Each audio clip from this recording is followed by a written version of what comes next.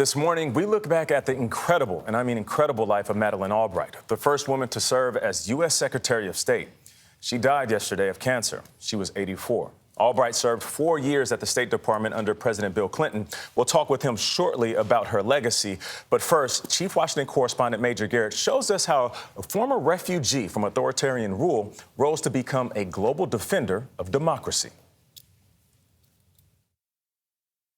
I, Madeleine Albright, do solemnly swear.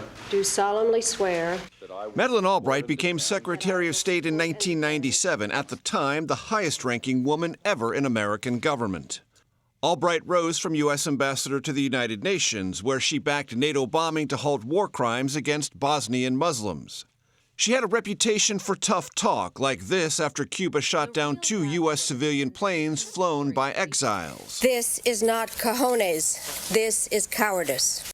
Albright was born in Czechoslovakia in 1937. Her family was forced to flee the Nazis and then communism, coming to America as refugees in 1948. As Secretary of State, she clashed with Saddam Hussein in Iraq and became the highest-ranking U.S. official to meet North Korea's Kim Jong-il. Albright mixed it up well with men, but looked out for women. just remember, there's a special place in hell for women who don't help each other. Albright became known the world over for her brooches. She called them her pins, worn to convey her mood. So when people would say, "What are you doing today?" I'd say, "Read my pins." General Colin Powell. One of Albright's last public appearances was delivering a eulogy at Colin Powell's funeral.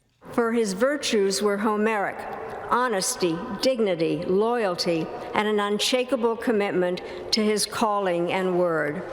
Former President Clinton called Albright a passionate force for freedom, democracy, and human rights.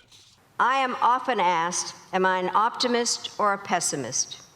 I reply that I'm an optimist who worries a lot.